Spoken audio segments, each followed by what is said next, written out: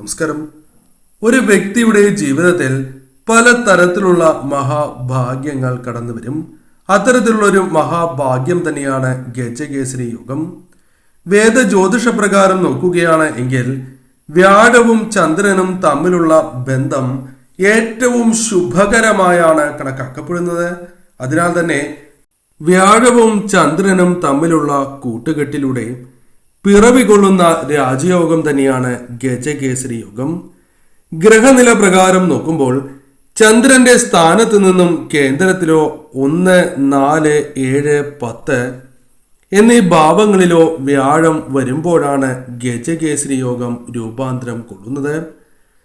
ഗജകേസരി യോഗവുമായി ബന്ധപ്പെട്ട് ചില കാര്യങ്ങൾ കൂടി മനസ്സിലാക്കാം. ഗജം എന്ന വാക്കിന്റെ അർത്ഥം തന്നെ ആന എന്നാണ്.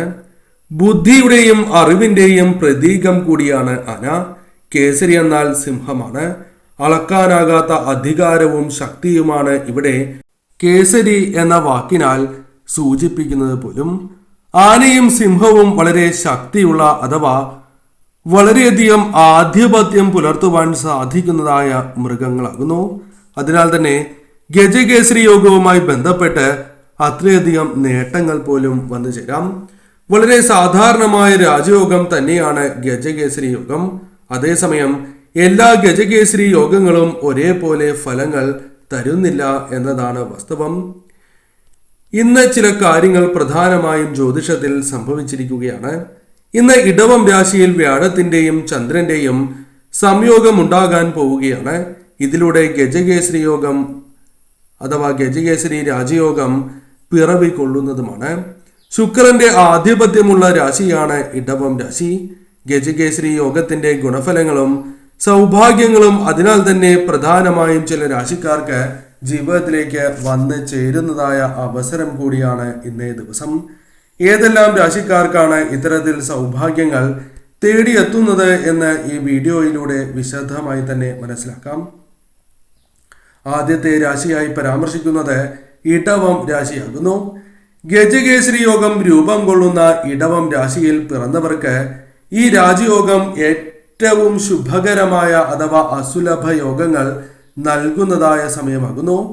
അതിനാൽ തന്നെ ഇടവം രാശിയുടെ ലഗ്നഭാവത്തിലാണ് ഈ രാജയോഗം രൂപാന്തരം കൊള്ളുന്നത്.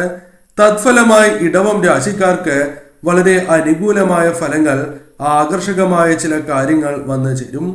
പ്രധാനമായും ആഗ്രഹങ്ങൾ ഈ വരും ദിവസങ്ങളിൽ നടക്കുവാനുള്ള സാധ്യതകൾ, അതിൽ ചിലതെങ്കിലും നടക്കുവാനുള്ള സാധ്യതകൾ കൂടുതലാകുന്നു. ബിസിനസ്സുമായി ബന്ധപ്പെട്ട് ലാഭം പ്രതീക്ഷിക്കാവുന്ന ഒരു സമയം കൂടിയാണ് എന്ന കാര്യവും ഓർക്കുക. ഉദ്യോഗസ്ഥർക്ക് തൊഴിലുമായി ബന്ധപ്പെട്ട് മികച്ചതായ പ്രകടനങ്ങൾ കാഴ്ചവയ്ക്കുവാൻ സാധിക്കുന്നു എന്ന കാര്യവും ഓർക്കേണ്ടതായിട്ടുണ്ട്.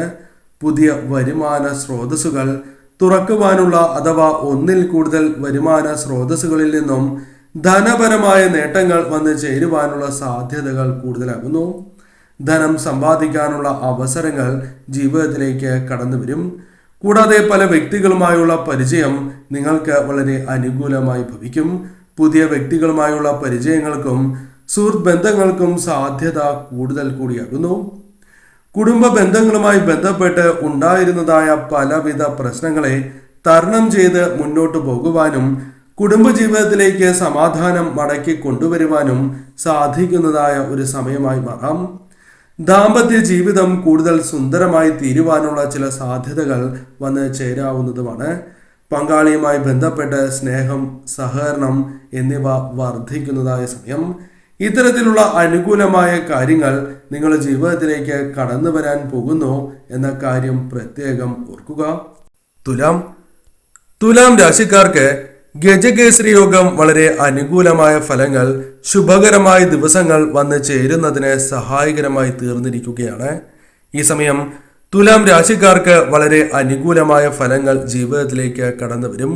ഭാഗ്യത്തിന്റെ അനുകൂലം നിങ്ങൾക്ക് പ്രകടമാകും. ധനയോഗമാണ് അഥവാ ധനപരമായ നേട്ടങ്ങളാണ് ഈ സമയം എടുത്തു പറയേണ്ടതായ മറ്റൊരു നേട്ടം. ധനപരമായ അല്പം ഉയർച്ച നേടുവാനുള്ള സാധ്യതകളുണ്ട്. ഒന്നിൽ കൂടുതൽ ധനസ്രോതസ്സുകളിൽ നിന്നും ധനം കൈകളിലേക്ക് വന്ന് ചേരുവാനുള്ള സാധ്യതകൾ കൂടുതലാണ് എന്ന കാര്യവും ഓർക്കുക. സാമ്പത്തിക സ്ഥിതി മെച്ചപ്പെടും എന്ന് തന്നെ പറയാം. സമ്പാദ്യം അല്പം വളരുവാനുള്ള സാധ്യതകൾ കൂടുതൽ തന്നെയാകുന്നു. ചില യാത്രകൾ നടത്തേണ്ടതായി വരികയും ആ യാത്രകൾ അനുകൂലമായി ഭവിക്കാനുള്ള സാധ്യതകൾ കൂടുതൽ തന്നെയാകുന്നു. അത് സ്വദേശത്തോ വിദേശത്തോ യാത്രകൾക്കുള്ള സാധ്യതകൾ കൂടുതൽ തന്നെയാകുന്നു. തൊഴിൽ രംഗവുമായി ബന്ധപ്പെട്ട് ഉണ്ടായിരുന്നതായ പ്രശ്നങ്ങൾ പരിഹരിച്ച് മുന്നോട്ട് പോകുവാൻ സാധിക്കും. കൂടാതെ ഈ സമയം പല മേഖലകളിലും വിജയങ്ങൾ കൈവരിക്കുവാൻ നിങ്ങൾക്ക് സാധിക്കും. മംഗളകരമായ കാര്യങ്ങൾ നിങ്ങളുടെ വീടുകളിലോ അല്ലെങ്കിൽ നിങ്ങളുമായി ബന്ധപ്പെട്ടോ സംഭവിക്കാനുള്ള സാധ്യതകളുണ്ട്.